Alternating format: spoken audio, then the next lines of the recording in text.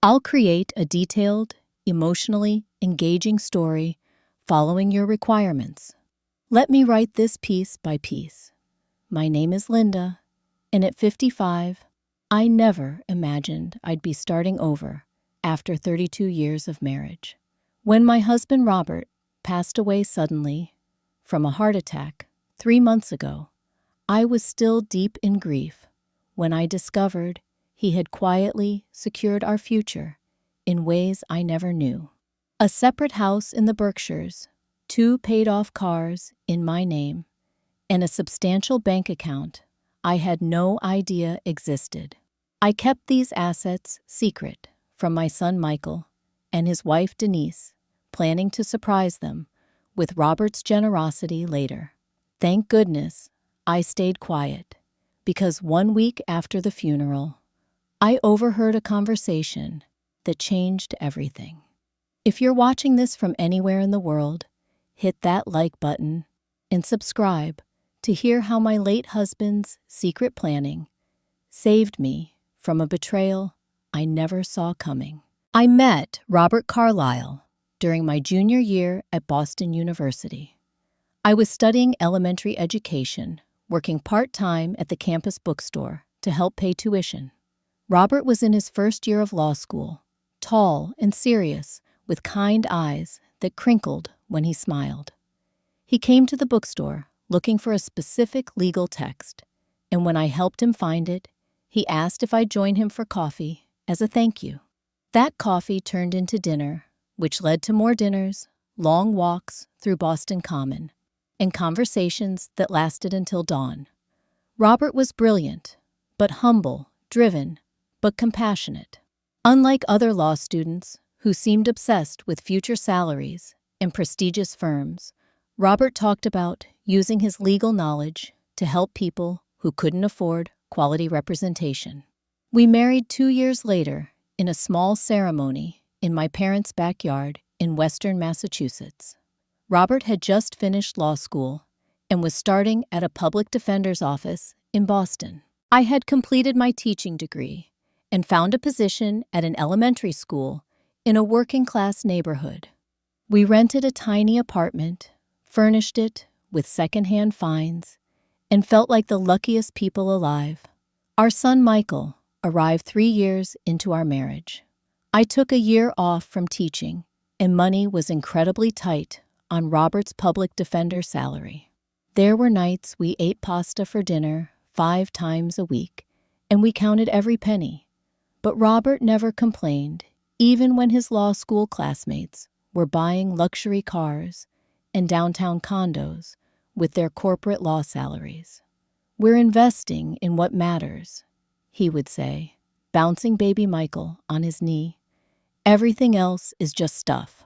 When Michael was 2, Robert was approached by a small law firm that specialized in labor law, representing unions and workers in disputes with employers. The salary was better than the public defender's office, and the work still aligned with his values. I returned to teaching, and gradually our financial situation improved. Robert worked diligently, building a reputation as a thorough, ethical attorney who genuinely cared about his clients. By the time Michael was in middle school, Robert had become a partner in the firm. We were able to buy a modest home in a good school district, take occasional family vacations, and start saving for Michael's college education. Throughout these years, Robert handled our finances, not because he didn't trust me with money, but because he genuinely enjoyed the planning and management aspect. He would review our accounts with me monthly, explaining his investment strategies and savings goals.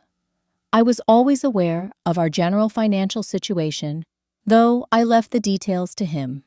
"The most important thing," he would tell me, "is security.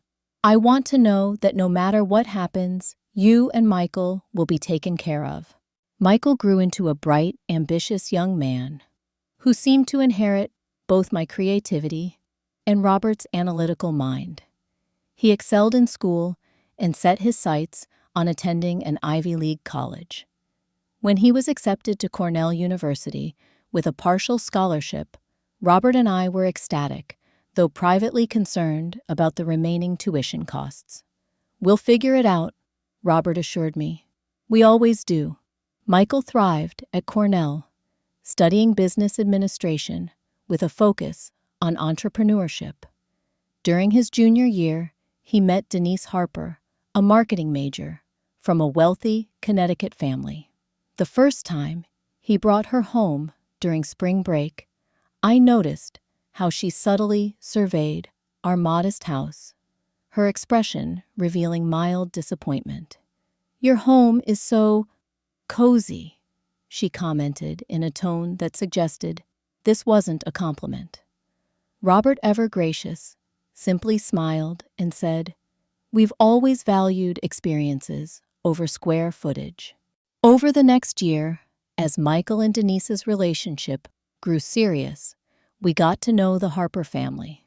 Theodore and Margaret Harper lived in a sprawling house in Greenwich, complete with tennis courts and a pool house. Theodore had made his fortune in commercial real estate development, and the family's lifestyle reflected their wealth. Luxury cars, exotic vacations, and country club memberships. The contrast between our families was stark, but Robert and I tried not to let it bother us. What mattered was Michael's happiness. When he announced their engagement shortly after graduation, we were genuinely happy for them, despite our reservations about Denise's sometimes condescending attitude toward our lifestyle. "Are you sure she's marrying you for the right reasons?" Robert asked Michael gently during a private father-son conversation.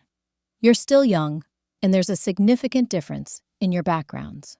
"Dad, Denise loves me, not my bank account," Michael insisted. "Besides, I'm going to be successful in my own right.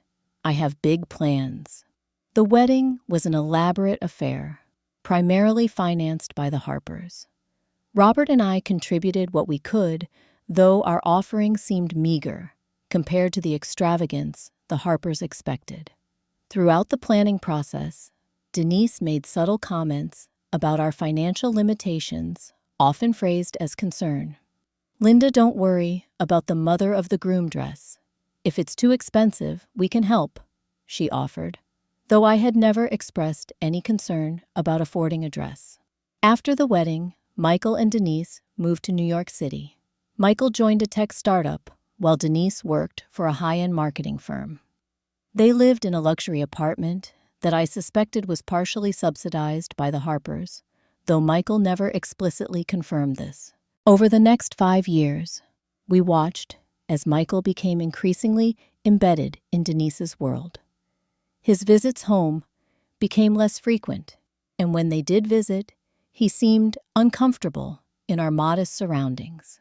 He began making suggestions about how we should upgrade our lifestyle.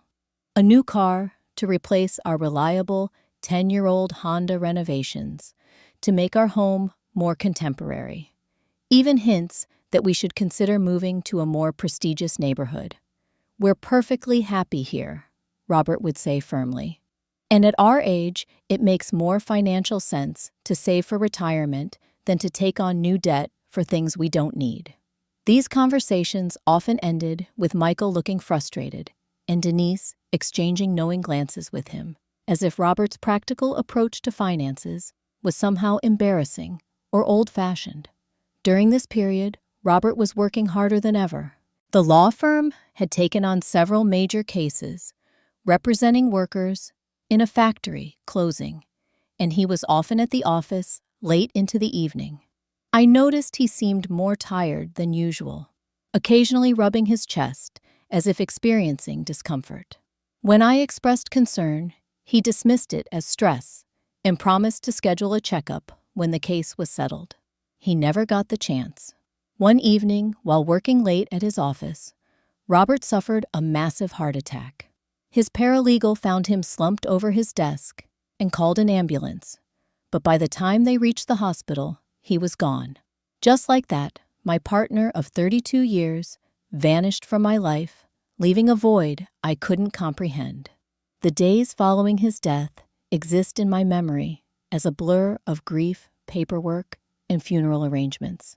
Michael and Denise flew in from New York immediately, and I was grateful for their presence, even as I noticed Denise's barely concealed impatience with the modest funeral plans that aligned with Robert's wishes. "Dad could have afforded a better service," Michael commented when we selected a simple casket. "He worked his whole life. Don't you think he deserves more?" "This is exactly what he would have wanted," I replied, knowing in my heart that Robert would have considered an expensive funeral wasteful. He always said he'd rather have money go to the living than be buried with the dead. It was during these difficult days that I received the first hint that Robert had been planning something I wasn't aware of. A letter arrived from a law firm I didn't recognize, addressed to me personally, requesting a meeting regarding the estate of Robert Carlyle. Assuming it was related to Robert's partnership at his firm, I scheduled the appointment for the week after the funeral.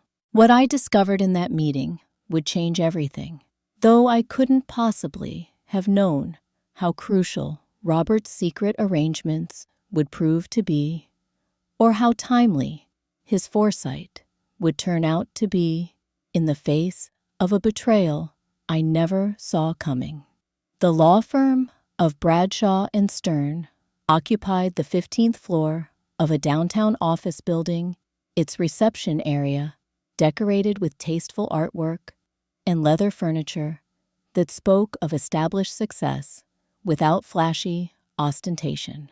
I was promptly shown into the office of Alexander Stern, a silver-haired man about Robert's age, who greeted me with genuine sympathy.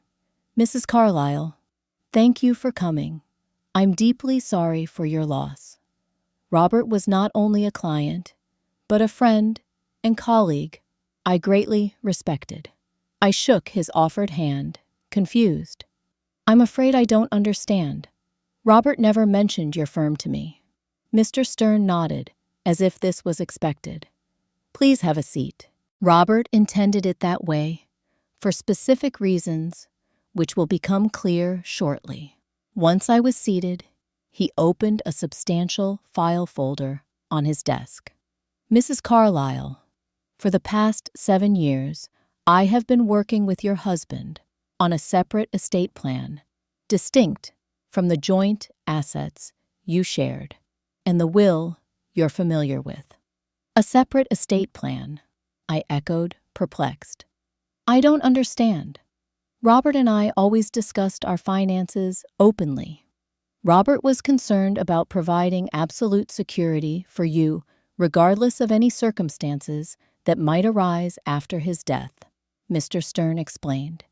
"He asked me to maintain complete confidentiality until this moment." He handed me a sealed envelope with my name written in Robert's familiar handwriting. "He asked that you read this first." With trembling hands, I opened the envelope and unfolded the letter inside. "My dearest Linda, if you're reading this, then I'm gone, and Alex Stern is explaining something that will come as a shock to you. I apologize for the secrecy, but I had my reasons. Throughout our marriage, I've watched how Michael has gradually changed since marrying Denise. His values have shifted in ways that concern me deeply. While I love our son unconditionally, I've grown increasingly worried about how Denise's influence and her family's attitudes might affect you if something happened to me. 7 years ago, I began setting aside portions of my income bonuses and investments into separate accounts and assets in your name only. I didn't hide this money from our shared resources or shortchange our life together. These came from additional work I took on specifically for this purpose.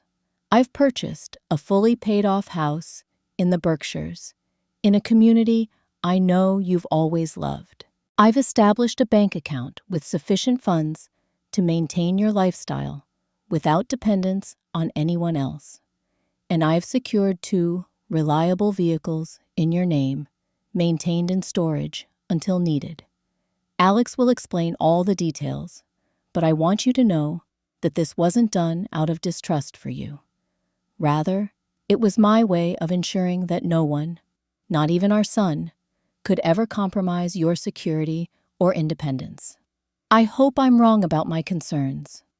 I hope this precaution proves unnecessary. But if not, know that my love for you extended to trying to protect you even after I'm gone. All my love, always, Robert. Tears blurred my vision as I finished reading. The letter was so perfectly in Robert's voice, practical, thoughtful, and protective. I looked up at Mr. Stern, who waited patiently as I collected myself. "There's more," he said, gently, sliding several documents across the desk. "Robert purchased a house in Stockbridge 3 years ago. It's fully paid for in your name only.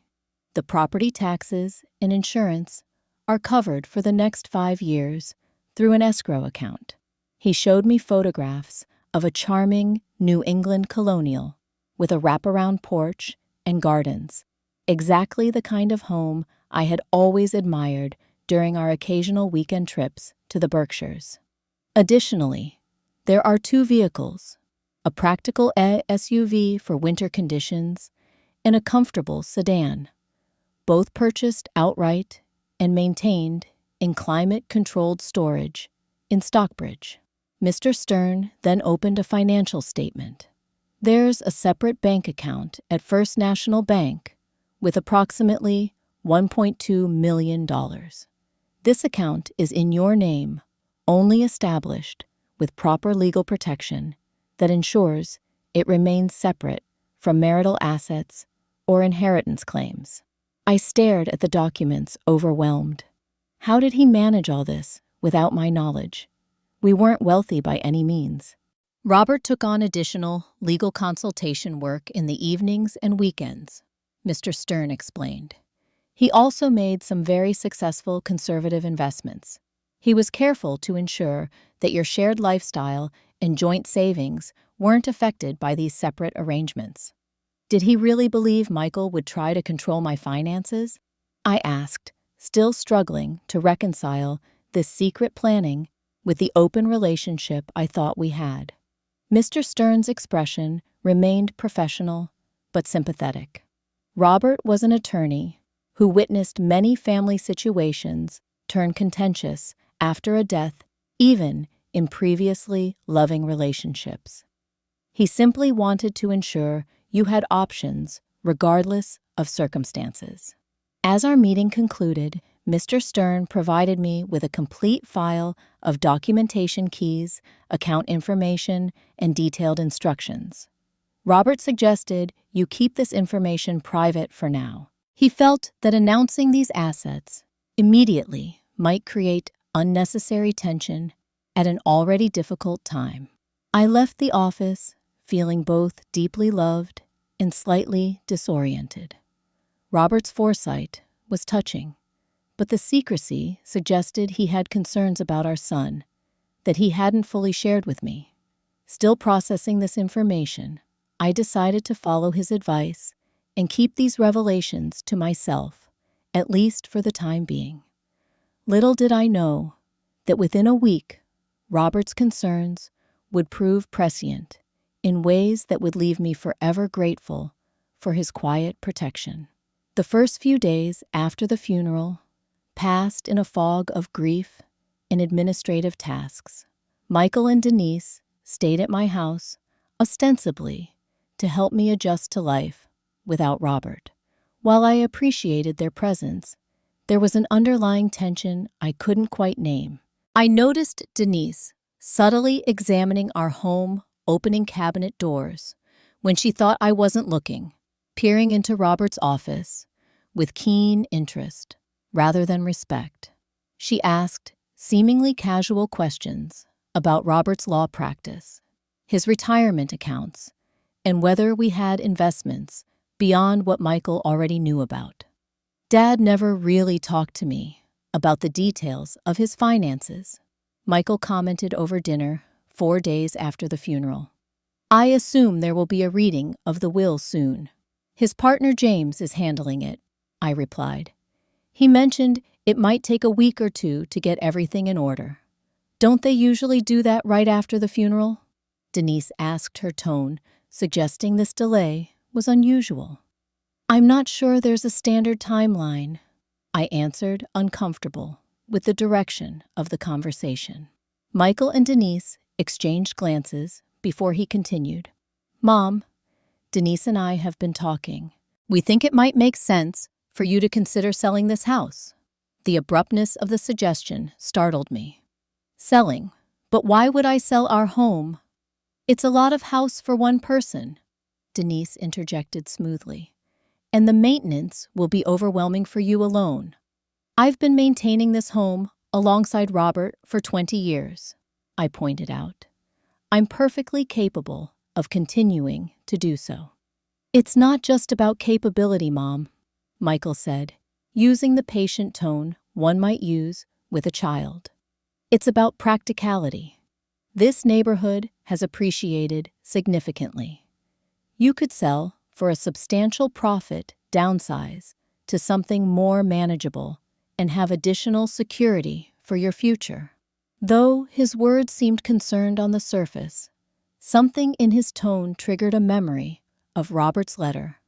I've grown increasingly worried about how Denise's influence and her family's attitudes might affect you. I appreciate your concern, I said carefully, but I'm not ready to make any major decisions right now. Of course, Denise said quickly, patting my hand. We just want you to know we're thinking about your future. In fact, we've already spoken to a real estate friend of my father's who could give you a valuation. No pressure, just information. I forced a smile, while inwardly recoiling at the thought that they had already consulted a realtor without discussing it with me first. That's thoughtful, but really, I'm not interested in selling anytime soon. The conversation shifted to other topics, but I noticed Michael and Denise exchanging meaningful glances throughout the evening. That night, I lay awake thinking about Robert's secret preparations and wondering if he had somehow anticipated this exact scenario.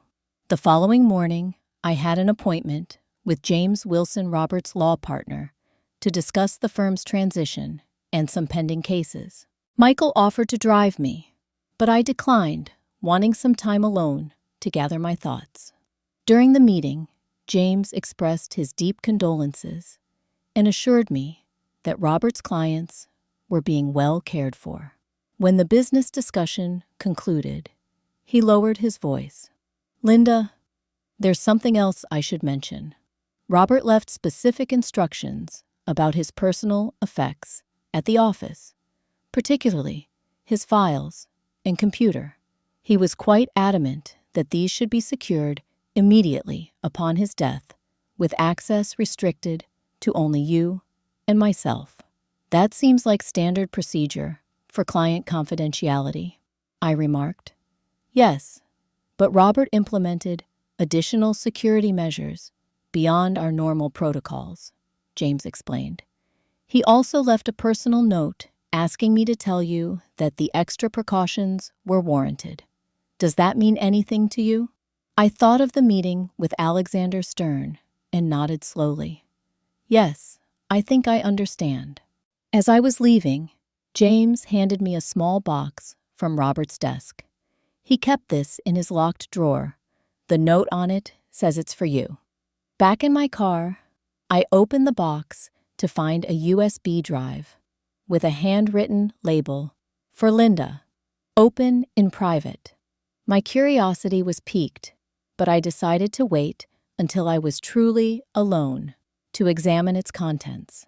When I returned home, Michael and Denise were out, having left a note saying they were meeting friends for lunch. I took the opportunity to connect the USB drive to my laptop in the privacy of our bedroom, Robert's and mine. The drive contained a folder with several document files and a video. I clicked on the video file first, and Robert's face appeared on the screen, recording what appeared to be a private message. Seeing him alive and speaking directly to me brought fresh tears to my eyes. "Linda, my love," he began, his familiar voice washing over me. "If you're watching this, then I'm gone, and you've met with Alex Stern about the separate arrangements I made for you. I need to explain why I felt these measures were necessary." Robert proceeded to detail conversations and observations he'd had regarding Michael and Denise over the past several years, incidents I had either missed or dismissed as unimportant. He described overhearing Denise making dismissive comments about our lifestyle when she thought no one was listening.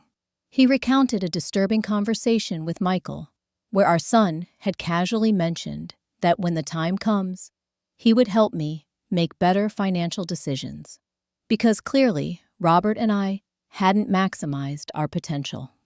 "The breaking point for me," Robert continued, his expression grave, "was at Christmas 2 years ago, when I overheard Michael and Denise discussing with her parents how they would handle you after I was gone. Theodore Harper suggested that the best approach would be to quickly sell our house and move you into a retirement community, freeing up the capital from our home for better investments that they would manage on your behalf." I gasped, remembering that Christmas gathering, but having no idea such a conversation had occurred. "I don't believe our son means harm," Robert emphasized, "but he's been influenced by values very different from those we raised him with. The Harpers view money and property as tools for status and control, not security and independence. I fear that without these separate arrangements I've made for you, you might find yourself pressured into decisions that aren't in your best interest."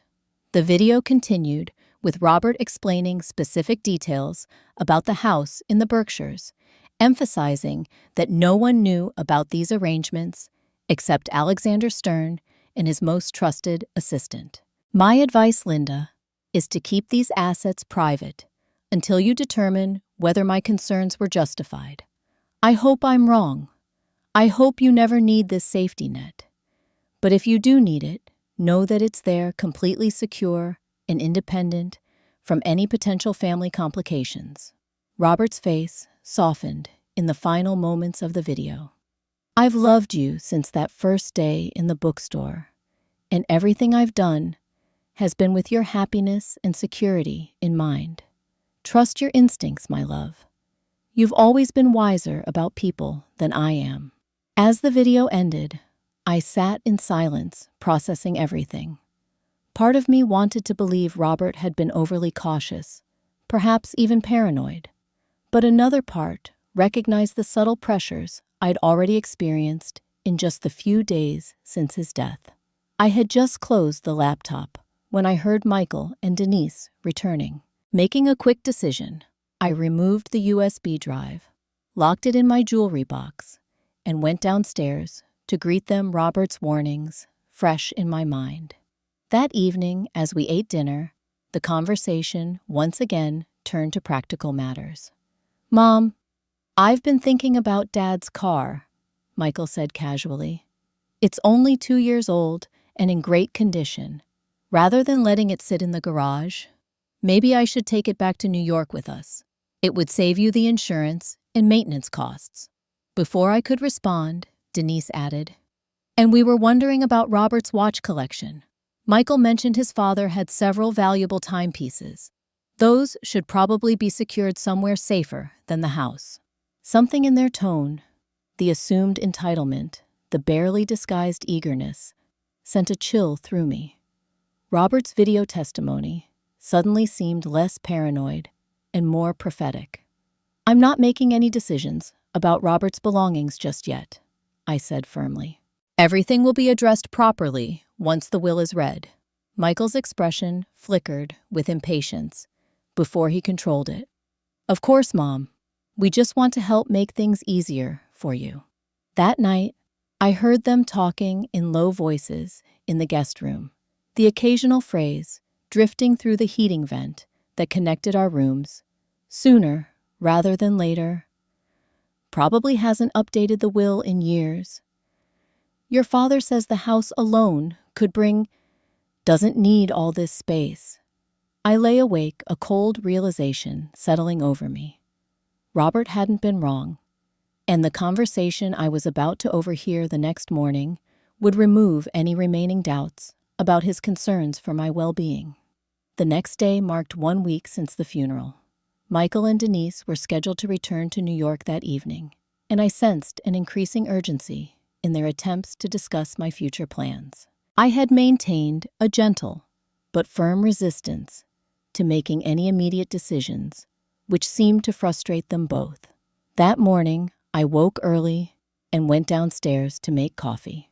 From the kitchen, I could hear Michael and Denise in the backyard, their voices carrying through the partially open window as they spoke with a freedom they didn't exercise inside the house. "We need to get her to commit to selling before we leave," Denise was saying. "Your father's contact says this neighborhood is hot right now. We could get at least $700,000 for this place." "I know, but she's being stubborn," Michael replied.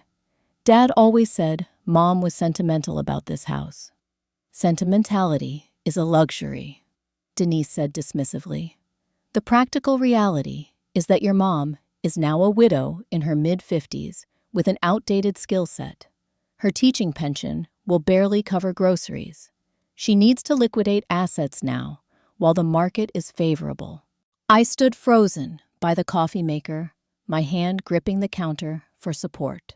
"Once we get the house sold, we can move her into that senior apartment complex we looked at online," Michael continued. "It's affordable and would leave plenty from the house sale for better investments." "Exactly. My dad says the capital could be working much harder than sitting in real estate. He's willing to incorporate it into his next development project with a guaranteed 8% return." Denise's voice had the practiced smoothness of someone reciting a rehearsed plan. "What about Dad's retirement accounts and life insurance?" Michael asked. "Those should come to us directly," Denise replied confidently. "You're the only child, and your dad always said he wanted to set you up for success. We just need to make sure his will reflects that. If not, we can contest it. My father's attorney says it's pretty straightforward to challenge outdated wills when there's only one legitimate heir." I felt physically ill. This wasn't my son speaking, at least not the son Robert and I had raised. This was someone who viewed his father's death primarily as a financial opportunity, who saw me as an inconvenience to be managed rather than a grieving widow to be supported. "The key is to move quickly," Denise continued. "The longer she stays in this house, surrounded by your dad's things, the harder it will be to get her to make rational decisions. My mother says widows often waste inheritance money on emotional spending if not properly guided. I just hope Dad's will is straightforward." Michael sighed. "The last thing we need is complicated trusts or conditions. We have the down payment on that Tribeca loft riding on this." I nearly dropped my coffee mug. They were counting on Robert's death to finance a luxury apartment. Before I could process this devastating revelation, their conversation shifted. "Someone's up," Denise whispered. "We should go inside." I quickly composed myself, pouring coffee with shaking hands as they entered through the back door. "Good morning, Mom," Michael said cheerfully, as if he hadn't just been discussing how to best separate me from my home and financial security. "Sleep well as can be expected," I replied, working to keep my voice steady. Coffee. Throughout breakfast, I maintained a facade of normalcy, while inwardly reeling from what I'd overheard. Everything Robert had feared was playing out exactly as he had predicted. Our son, influenced by his wife's family's materialistic values, viewed his father's death primarily as a financial windfall, with little regard for my emotional well-being or long-term security. After breakfast, I excused myself to make some phone calls, retreating to my bedroom, where I could think privately. I called Alexander Stern's office and requested an urgent meeting for that afternoon. It's regarding the matters Robert arranged. I explained, vaguely aware that Michael might overhear if I were more specific. I need to discuss next steps. Mr. Stern understood immediately. Of course, Mrs. Carlyle. Would 2 o'clock work for you? When I returned downstairs, Michael approached me with what appeared to be casual interest. Any plans for today, Mom?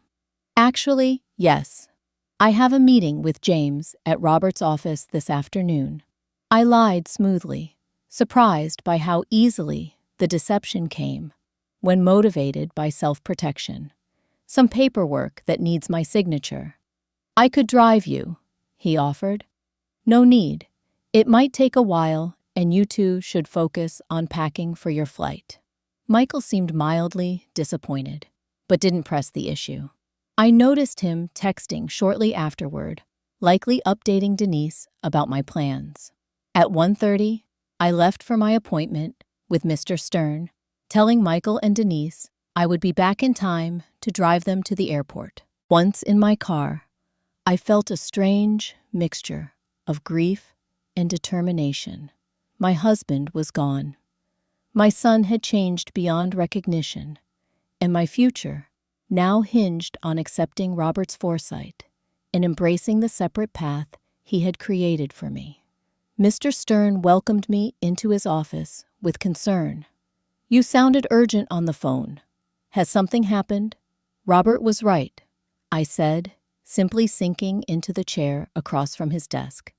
This morning, I overheard my son and daughter-in-law planning to sell my house, move me into a senior apartment, and use Robert's estate to buy themselves a luxury condominium in New York.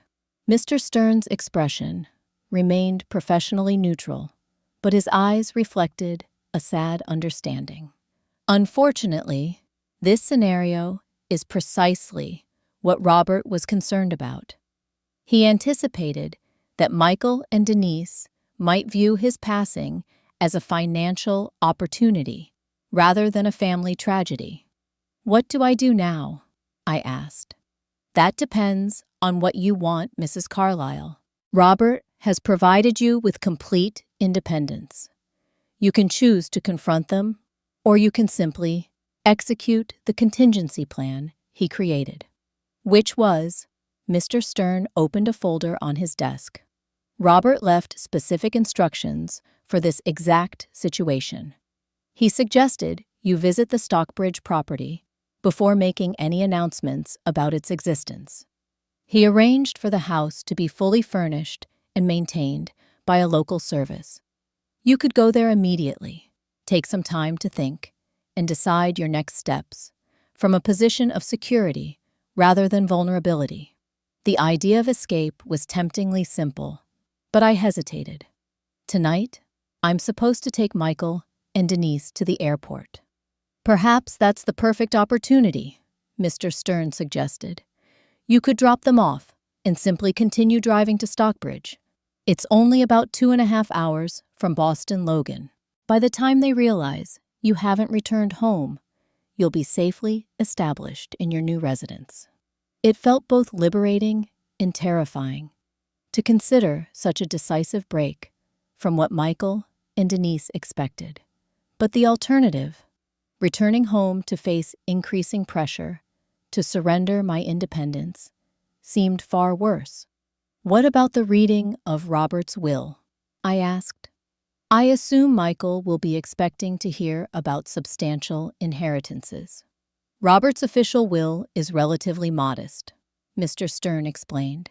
It leaves the house and its contents to you, his personal effects to Michael, and a specific bequest of $50,000 to Michael with no conditions.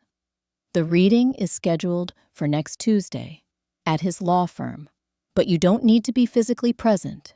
We can arrange for you to participate via secure video conference from Stockbridge if you prefer. I sat quietly for a moment, absorbing the careful planning Robert had put into every detail. Even in death, He was protecting me, anticipating problems before they arose, and creating solutions that preserved my dignity and independence.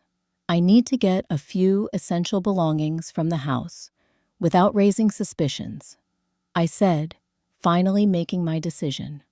Personal items, photographs, documents. Robert thought of that as well, Mr. Stern replied. Reaching into his desk drawer, he withdrew a small key. This opens a safety deposit box at First National Bank, accessible today until 5 o'clock. Robert transferred your important documents, your grandmother's jewelry, and copies of irreplaceable photographs to this box 3 months ago. He didn't take the originals, as that might have alerted you to his preparations, but he ensured the most precious items were securely duplicated. Tears filled my eyes at this final evidence of Robert's loving foresight. He thought of everything, didn't he? He loved you very much, Mrs. Carlyle. His primary concern was ensuring you would never be vulnerable or dependent on people whose values had shifted away from the principles you both cherished. I left Mr. Stern's office with a detailed plan and a strange sense of calm. The grief of losing Robert remained a constant ache, but it was now accompanied by profound gratitude for his protective love that extended beyond death. I retrieved the contents of the safety deposit box, purchased a few necessary personal items at a department store, and returned home with just enough time to help Michael and Denise load their luggage into my car. As we drove to Logan Airport, Michael casually mentioned, "I've been thinking, Mom, Denise and I could come back next weekend to help you start sorting through Dad's things. Maybe begin discussing what you want to keep and what might be better to sell." "That's thoughtful," I replied noncommittally. "Let's talk about it after the will reading on Tuesday."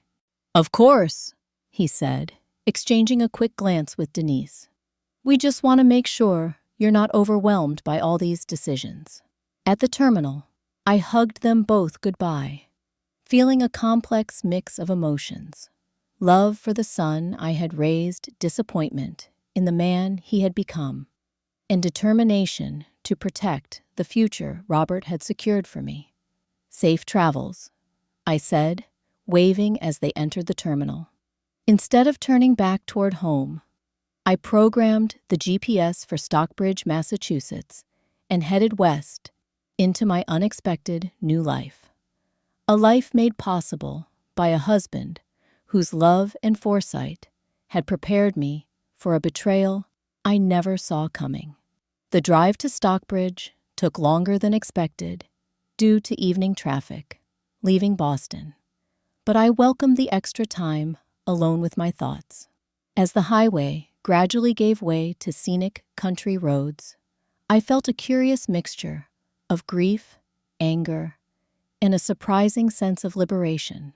The GPS finally directed me onto a tree-lined street of well-maintained homes, stopping at a white colonial with dark green shutters and a welcoming front porch wrapped in simple white railing. In the fading twilight, soft landscape lighting illuminated a stone pathway leading to the front door. I sat in my car for several minutes, staring at this house that legally belonged to me, but that I had never seen before today. This was the physical embodiment of Robert's protective love, a sanctuary he had created specifically to shield me from the scenario that had unfolded exactly as he feared. Finally, I gathered my courage and approached the front door, using the key Mr. Stern had provided. As I stepped inside, motion-sensitive lights activated, revealing an entryway with warm, hardwood floors and simple, comfortable furnishings. I moved through the house in a state of quiet amazement. Each room was thoughtfully decorated in the traditional New England style I had always admired. Nothing flashy or extravagant, but quality pieces chosen with care. The kitchen featured the farmhouse sink and butcher block counters I had often admired in home magazines. The living room centered around a stone fireplace with built-in bookshelves that already contained many titles I recognized from our discussions over the years. The master bedroom had a reading nook by the window overlooking a garden that would bloom in spring. On the nightstand, beside the bed, I found a framed photograph of Robert and me on our 30th anniversary, alongside another sealed envelope with my name in his handwriting. With trembling fingers, I opened it. My dearest Linda, if you're reading this in our Stockbridge home, then my concerns about Michael and Denise have unfortunately proven accurate. I'm deeply sorry for the pain this must be causing you. Nothing hurts more than feeling betrayed by those we love, especially our children. Please know, this house is not just a refuge, but a new beginning if you choose to make it one. Stockbridge has the small-town community feel you've always loved, with the cultural offerings nearby in Lenox and Great Barrington. The local elementary school is always looking for volunteer reading tutors, which I know would bring you joy. In the desk in the study, you'll find a folder with information about local services, community organizations, and neighbors I've carefully vetted through a private investigator, a client who owed me a favor. Mrs. Eleanor Williams. Next door is a widow herself, and from my research, seems like someone you might connect with. I've also left contact information for a therapist in Great Barrington who specializes in grief counseling and family estrangement. I hope you'll consider reaching out to her. Whatever you decide about your relationship with Michael going forward, remember that you are not alone. You are not without resources, and you are absolutely not dependent on anyone who doesn't have your best interests at heart. I wish more than anything that I could be there with you, starting this new chapter together.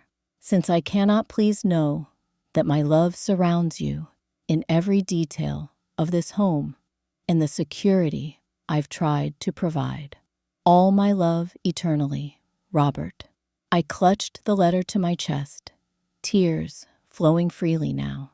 Even in his absence, Robert was guiding me, supporting me, loving me.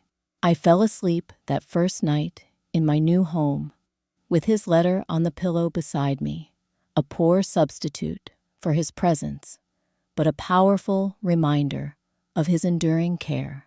The next morning, I awoke to sunlight streaming through unfamiliar windows and momentary disorientation before the events of the previous day came rushing back. I made coffee in the new kitchen, discovering that the cabinets were fully stocked with quality essentials and even my preferred brand of coffee. As I sipped from a blue ceramic mug that could have been selected by Robert himself, my phone began buzzing insistently. Michael had called 4 times already, and text messages were arriving in rapid succession. "Mom, where are you? I've been calling all night. The neighbor said your car isn't home. Are you okay? Please call immediately. We're worried sick. If we don't hear from you in the next hour, we're calling the police." The last message gave me pause. I had been so focused on my own discovery of Robert's arrangements and Michael's betrayal that I hadn't considered how my sudden disappearance might appear from the outside. Despite everything, I didn't want to cause unnecessary panic or involve law enforcement in what was essentially a private family matter. I texted back simply, "I'm safe. We'll call later to explain." Within seconds, my phone rang. I considered letting it go to voicemail, but decided a brief conversation might be simpler than prolonged worry or potential police involvement. "Mom, Where are you? Michael's voice contained genuine concern, mixed with something else. Confusion, perhaps, or frustration that I had deviated from his expected script. I'm fine, Michael. I decided to take some time away to think. Away where? Why didn't you tell us? We've been frantic. I needed space to process everything, I said, keeping my explanation deliberately vague.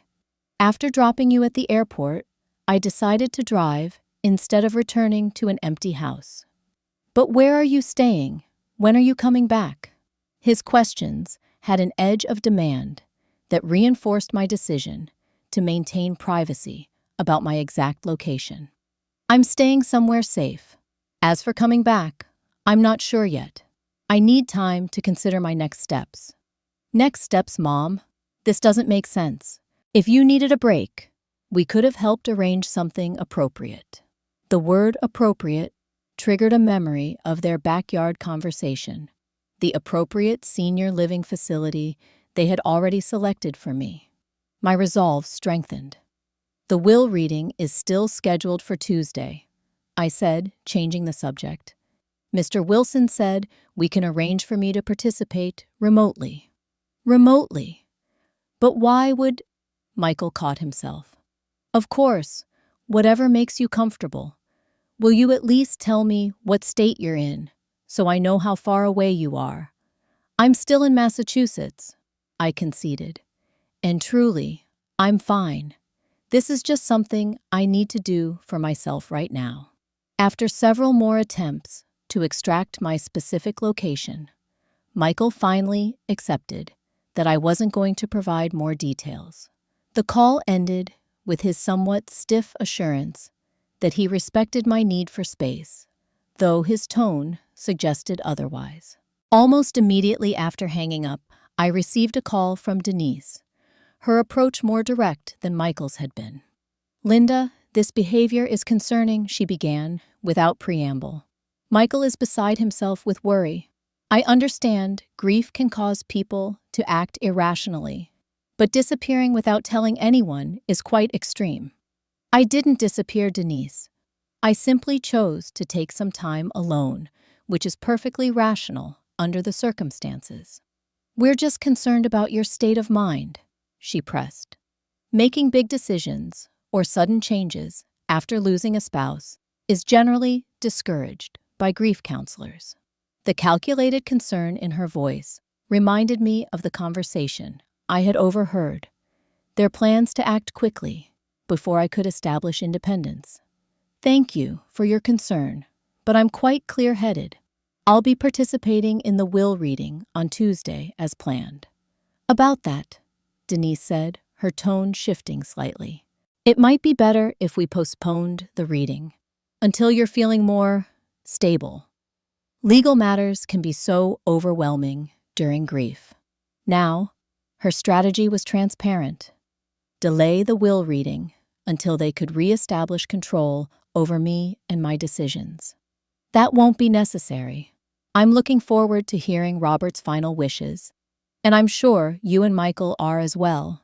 After ending the call with Denise, I silenced my phone, needing a break from their thinly veiled manipulations. I spent the rest of the morning exploring my new home more thoroughly, discovering thoughtful details that brought fresh tears to my eyes. A writing desk in the study, positioned to capture the morning light bookshelves, containing many of my favorite authors. Even a sewing room with a quality machine, similar to the one I had often admired, but considered too extravagant for our budget. In the afternoon, following Robert's suggestion, I introduced myself to Eleanor Williams next door. The silver-haired woman welcomed me warmly, expressing condolences for my loss without prying into the unusual circumstances of my arrival. She invited me for tea the following day and offered to show me around the town when I felt ready. Over the next few days, I settled into a quiet routine in Stockbridge, venturing out to explore the charming downtown, visiting the Norman Rockwell Museum, and beginning to familiarize myself with my new surroundings. I maintained minimal contact with Michael, providing just enough reassurance that I was safe without revealing my location or Robert's arrangements. The morning of the will reading arrived with a mixture of dread and determination. I had arranged with James Wilson to participate via secure video conference from my Stockbridge home. At the appointed time, I connected to the meeting, seeing the conference room at Robert's law firm, where Michael and Denise sat with barely concealed anticipation. Mrs. Carlyle. James nodded formally through the screen. Thank you for joining us. I understand you're taking some personal time away, which is completely understandable under the circumstances. Thank you, James, I replied, noting Michael and Denise exchanging glances at this confirmation that Robert's law partner didn't know my specific location either. Let's proceed with the reading of Robert Carlyle's last will and testament. James began opening an official-looking document. What followed was exactly as Alexander Stern had described. The house and its contents left to me personal effects to Michael and a specific bequest of $50,000 to Michael with no conditions. As James finished reading, I observed Michael and Denise's expressions transform from expectant to confused to barely concealed disappointment. That's it, Michael finally asked. What about Dad's retirement accounts, his investments, the law firm, partnership value? James looked uncomfortable. The will addresses all assets that were solely in your father's name. As for the house retirement accounts and other investments, most of those were already in joint ownership with your mother or had designated beneficiaries. So everything else goes to Mom by default, Michael clarified, shooting a meaningful glance at Denise. That's generally how joint ownership works. Yes, James confirmed.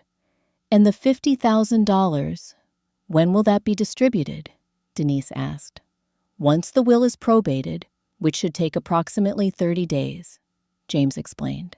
I watched their reactions through the screen, seeing the calculations happening behind their eyes. They had clearly expected a much larger, immediate inheritance, perhaps enough for that Tribeca loft down payment they had mentioned. Mom, Michael said, turning to address me directly through the video link. We should talk about next steps once this meeting concludes, about the house and Dad's other assets. Yes, I agreed calmly. We do need to talk. But first, there's something you both should know. I took a deep breath, gathering my courage for the conversation that would permanently alter my relationship with my son. But that honesty and self-respect demanded I have. The day after the funeral, I learned that your father had made separate arrangements for my future security. Arrangements he kept private from everyone, including me, until after his death. Michael's expression shifted from disappointment to alert interest. What kind of arrangements? Robert purchased a fully paid home in my name only. He established separate financial accounts, also in my name only. And he arranged for legal protections to ensure these assets remain mine exclusively, regardless of any family pressure or circumstances. The silence that followed was profound. Michael's face reflected shock, while Denise's features hardened into something close to anger. Where are you right now? Michael asked slowly. Are you in this secret house? I am in my home. Yes, I confirmed. A home your father provided because he was concerned about exactly the scenario that unfolded after his death. You and Denise, planning to sell my house, move me into senior housing and use the proceeds for your own benefit. That's an outrageous accusation, Denise began. But I cut her off.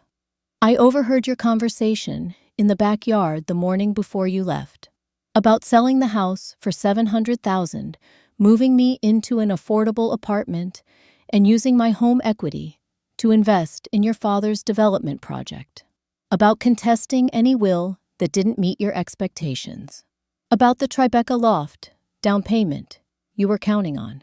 Michael's face had gone pale. Mom, you misunderstood. We were just discussing options. Please don't insult my intelligence by denying what I heard with my own ears. I interrupted, my voice steady, despite the emotion behind it. Your father observed how your values changed after marrying into the Harper family. He feared that after his death, you would see me as a financial opportunity rather than as your mother, who deserves dignity and independence. He created these separate arrangements to ensure I would never be vulnerable to that kind of pressure.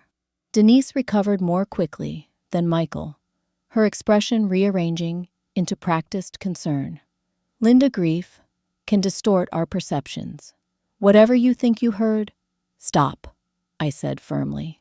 This conversation isn't about convincing you that I know what I heard. It's about informing you of my circumstances and boundaries going forward. I am financially independent. I have a home that cannot be sold out from under me, and I will make my own decisions about my future without manipulation or pressure. Michael finally found his voice. So you've just disappeared to this secret house. You're cutting us out of your life based on a misunderstood conversation. I'm establishing healthy boundaries, I corrected. Whether those boundaries include a relationship with you and Denise depends entirely on your choices going forward. If you can respect my independence and interact with me as family, rather than as a financial asset to be managed, then perhaps we can rebuild trust over time. The meeting concluded shortly afterward, with arrangements made for Michael to collect his father's personal effects when convenient. As I disconnected from the video call, I felt a complex mixture of sadness and relief. The confrontation had been painful, but necessary, drawing clear lines that protected the independent future Robert had so carefully arranged for me. In the quiet of my Stockbridge home, I looked at the photograph of Robert on our 30th anniversary, his kind eyes seeming to meet mine across the divide between life and death. You were right, I whispered to his image. About everything. I just wish you were here to help me navigate what comes next. But in many ways, he was still guiding me. Through his letters, through the security he had created, and through the strength his love had always inspired in me. The path ahead would not be easy, particularly regarding my relationship with Michael. But thanks to Robert's extraordinary foresight, I would walk that path from a position of security and independence rather than vulnerability and dependence. The secret assets Robert left me weren't just material provisions. They were a final expression of a love so profound that it had anticipated my needs and protected my future even beyond his own life. And for that, I would be eternally grateful. In the months that followed the will reading, I gradually settled into my new life in Stockbridge. The initial shock and hurt of Michael and Denise's betrayal remained a dull ache, but it was increasingly overshadowed by the daily rhythms of building a new community and discovering unexpected joys.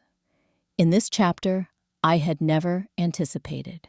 Eleanor Williams, my next-door neighbor, became a steady presence in my life. At 72, she had been widowed for nearly a decade and had navigated the transition with grace and wisdom she freely shared. She introduced me to her circle of friends, other women who had reinvented their lives after loss, career changes, or divorces. These women welcomed me without judgment, offering companionship without invasive questions about my unusual circumstances. Everyone has a story they don't tell at first meeting, Eleanor said simply when I thanked her for not pressing for details. The important parts reveal themselves in time when trust is established. Following Robert's suggestion, I contacted the local elementary school about volunteer opportunities and began spending Tuesday and Thursday mornings helping struggling readers in 2nd and 3rd grade. The children's enthusiasm and the tangible progress they made brought purpose to my days in a way that honored my teaching background while creating new connections in my community. Michael's response to our confrontation evolved over time. The initial weeks brought angry texts and accusatory phone calls, most of which I let go to voicemail, responding only with brief, factual messages that maintained my boundaries without escalating conflict. Denise, unsurprisingly, took a different approach. She blocked me on social media and instructed her family to do the same, effectively cutting me out of that part of their lives. About 6 weeks after the will reading, Michael called with a different tone. "Mom, can we talk, really talk, without accusations or defensiveness?" We arranged a video call for the following evening. When his face appeared on my screen, I was struck by how tired he looked, the strain of recent events evident in the shadows beneath his eyes. "I've been doing a lot of thinking," he began, "and talking to a therapist, actually, about Dad, about our relationship, about what happened after he died." This admission surprised me. The Michael influenced by the Harpers would have considered therapy an unnecessary indulgence or sign of weakness. "That takes courage," I acknowledged. "I'm glad you're seeking support. The thing is," he continued, "when I step back and really look at my behavior after Dad died, I don't recognize myself. Or rather, I recognize someone I don't want to be." He ran a hand through his hair, a gesture so reminiscent of Robert that my heart contracted painfully. Denise and her family have a very different perspective on money and status than how you and Dad raised me. Over time, I started adopting their values without really examining what that meant. "That's a significant realization," I said carefully, not wanting to interrupt what felt like an important moment of self-reflection. "When Dad died, my first thoughts should have been about supporting you honoring his memory, preserving what he valued. Instead, I immediately started thinking about the financial implications, about what assets might come to me." His voice broke slightly. "What kind of son does that make me?" "A human one," I offered gently. "We all have moments where we fail to live up to our better selves. What matters is recognizing those failures and choosing to do better. That's the thing. I'm not sure I would have recognized it if Dad hadn't essentially forced me to through his arrangements for you. It took that shock to make me really see what I was becoming." He looked directly into the camera. "I'm sorry, Mom. Truly sorry for how I behaved, for the things you overheard, for putting Denise's family's expectations above your well-being." His apology felt genuine, though I remained cautious. "Thank you for saying that, Michael. It means a lot to hear. I want to try to rebuild our relationship if you're willing, not with expectations about inheritance or financial matters, but as mother and son who care about each other." "I'd like that," I said, feeling a cautious hope, "though I think it will take time and consistent effort from both of us to rebuild trust." "I understand," he nodded. "And I should tell you, this has created some tension between Denise and me. She doesn't understand why I'm dwelling on the past, as she puts it. She thinks I should just move on and focus on our future plans." This didn't surprise me, but I chose my words carefully. Every marriage requires navigating differences in priorities and values. I hope you and Denise can find common ground that allows you both to honor your individual relationships, including the one with me. The conversation ended with tentative plans for Michael to visit Stockbridge in a few weeks, alone at his suggestion. I think it would be better to work on our relationship first, without additional complications. He explained tacitly, acknowledging that Denise's presence would make genuine reconnection more difficult. True to his word, Michael came to visit on a crisp October weekend, when the Berkshires were ablaze with fall colors. I had decided not to hide my new circumstances any longer, so I provided my address and welcomed him to my home, the home his father had so thoughtfully prepared for me. There was an initial awkwardness as he took in the comfortable, tasteful surroundings. "Dad did all this without anyone knowing?" he asked, genuine amazement in his voice. "Your father was protecting what mattered most to him," I explained without rancor. "Just as he always did throughout our marriage." We spent the weekend talking more openly than we had in years. About Robert, about Michael's childhood, about the gradual shift in values that had occurred after he met Denise. We walked through downtown Stockbridge, hiked in the nearby conservation land, and shared meals where conversation gradually became less guarded and more genuine. On his final evening, as we sat by the fireplace with cups of tea, Michael broached the subject we had been circling around. "I need to make some difficult decisions about my marriage," he said quietly. "The differences between Denise's values and the ones I was raised with seemed to be growing, not diminishing. This situation with you and Dad's arrangements brought everything into focus. Those are deeply personal choices," I replied, careful not to insert myself into his marital decisions.